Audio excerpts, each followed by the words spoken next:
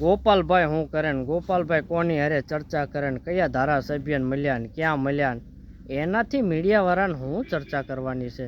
મીડિયાવાળાને કે તમારે ચર્ચા કરવી હોય, આટલું બધું જે ચગાવવું હોય અને ફેમસ થવું હોય તો ચૈતરભાઈ વસાવા જે જેલમાં છે, નિર્દોષ છે, એમના સબૂત હાથમાં નથી આવતા, કોઈને ભાજપવાળાને એમના સબૂત નથી મળતા, એમના પ્રૂફ નથી મળતા, તો એ મીડિયામાં તમે જાહેર કરો ને કે ચૈતરભાઈ વસાવાને જે હુમલો કર્યો અને કયા કારણોસર હુમલો કર્યો, અથવા તો એના ફિંગરપ્રિન્ટ જે ગ્લાસ માર્યો હોય એના ફિંગરપ્રિન્ટ હોય, કેમેરા હોય, ત્યાં તમે સવાલ ઉઠાવો ને ગોપાલભાઈ ક્યાં કોની હારે મિટિંગ કરી?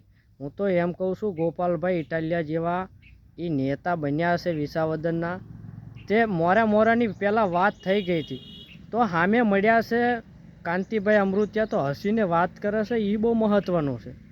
કારણ કે લોઢે લોઢું ભટકાય તો પછી ભડકા થાય.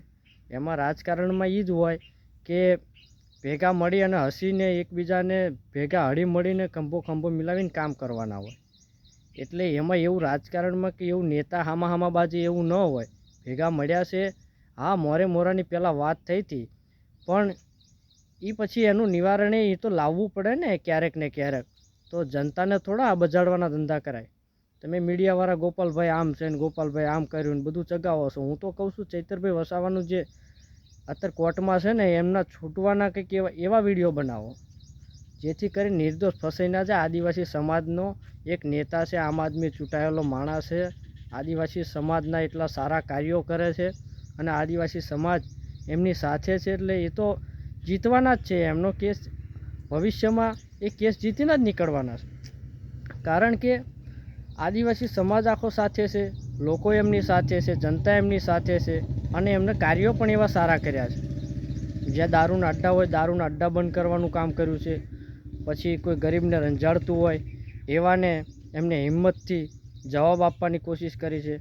અથવા તો જ્યાં બુટલેગરો છે, અથવા તો પછી જ્યાં ખરાબ થઈ રહ્યું છે, ભ્રષ્ટાચાર થઈ રહ્યો છે, મનરેગાના પૈસા જે લોકો ખાઈ ગયા છે એમનો સવાલ ઉઠાવ્યો છે. એટલે જ્યાં સાચા હોય એ ભવિષ્યમાં એમનું ચુકાદો આવી જશે. પણ તમે મીડિયાવાળા એટલું બધું ચગાવો છો ને કે જે ના હોય એ બધું બોલવાનું અને ગમે તેમ પાછું ગમે એને ચગાવી જ દેવાનું, પબ્લિકને ભડકાવાના ધંધા કરો છો તમે. એટલે મહેરબાની કરી, મારે કોઈ મીડિયાવાળા હારે વિરોધ પર્સનલ નથી, પણ કોઈના હાથા બનીને કામ કરતા હોય ને એવું કામ કરે છે. જય હિન્દ, જય ભારત. કોમેન્ટ કરજો મિત્રો, શું કહેવું મીડિયા વિશે.